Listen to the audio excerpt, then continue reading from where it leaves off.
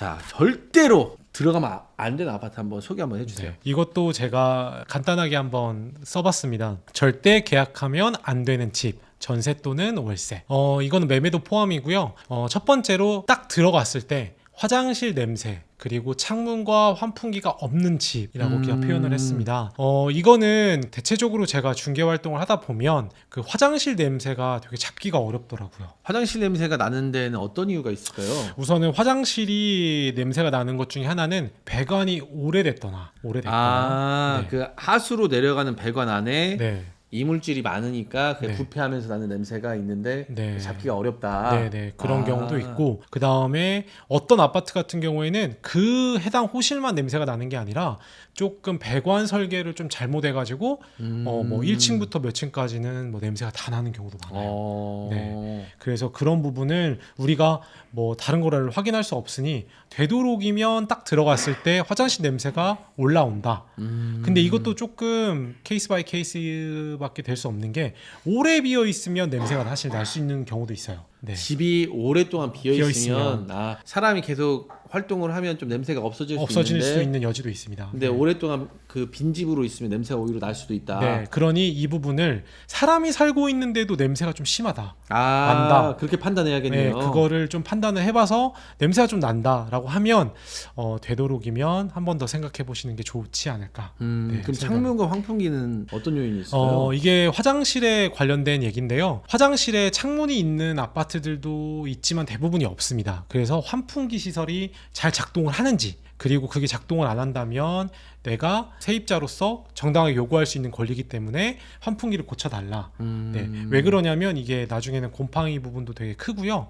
그리고 그 냄새, 물 비린내가 굉장히 심해져가지고 내가 생활하는데 조금 더 안 좋은 부분이 많이 있습니다. 네. 그러면 그 수압이 약한 집도 약간 그 화장실 냄새랑 또 관련이 있을 것 같은데 네네. 이것도 한번 설명해 주시겠어요? 우선은 뭐 요즘은 너무나 사람들이 많이 알고 있는 부분이라서 이제 제가 한번 적어봤는데, 화장실에 들어갔을 때 그리고 주방에서 수압이 어느 정도 되는지 꼭 켜보실 필요가 있고요. 그래서 그 수압이 약하다 보면 나중에 내가 샤워를 하든지 아니면 설거지를 할 때 좀 답답한 부분도 있고, 그 다음에 가면 갈수록 건물이 노후화되다 보니까 이 수압은 갈수록 더 약해집니다. 관 안에 뭐가 껴서 이제 점차 네네. 낄 수 있으니까요. 맞습니다. 그래서 저는 이 수압 부분도 잘 확인을 하셔가지고 계약을 하셨으면 좋겠습니다. 사실 이거 굉장히 중요한 문제거든요. 네네. 설거지 할 때도 물 쫄쫄 나오면은 네. 굉장히 스트레스 받고 네. 뭐 화장실이 가장 큰 문제인데 네. 휴지 조금만 넣어도 막히는 경우들이 생길 수 있잖아요. 있습니다. 예, 그러면은 이제 굉장히 좀 불편한 부분들이 있거든요. 맞아요. 그러면 아랫집이 식당인 집은 어떤 내용이죠? 이것도 제가 실무를 하면서 이 부분에 대해서 컴플레인이 좀 많이 들어왔던 거라서 제가 한번 적어봤는데요. 아랫집이 식당인 경우는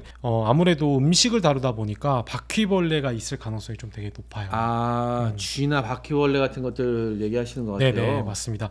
그래서 이제 이 부분을 조금 봤었을 때 식당이라면 우선 바퀴벌레 이제 좀 나쁜 영향으로 제가 사는데 좀 어려우다 보니까 바퀴벌레 있을 가능성이 높다고 좀 말씀드리고 싶고, 그 다음에 소음하고 냄새 부분 때문에 맞아요. 그래서 되도록이면 식당 포함 뭐 술집 이제 뭐 그런 식으로 하는 데들은 조금 피하면 좋지 않을까라고 생각해서 적어봤고요. 네 번째로는 채광이 안 좋은 집. 아까 그 전에 말씀드렸다시피 남향을 끼고 있으면 가장 좋습니다. 그래서 남동 쪽으로 채광이 괜찮은 집으로 좀 들어갔으면 좋겠고, 그거에 대한 이유는 좀 어둡고 습기가 많아요. 남향을 끼지 않으면. 그래서 어둡고 습기가 많고 낮에 해가 좀 있을 때 좀 방문을 해야 좀 제가 이제 이게 얼마나 집에 채광이 있는지도 알 수 있거든요. 그래서 저는 비교적 집을 볼 때는 되도록 해가 있는 낮에 좀 집을 봤으면 좋겠습니다. 그리고 샤시가 오래된 집은 어떤 의미가 있을까요? 우선 샤시는 우리 생활에 가장 좀 밀접한 것 같습니다. 이제 우풍이 심하고요,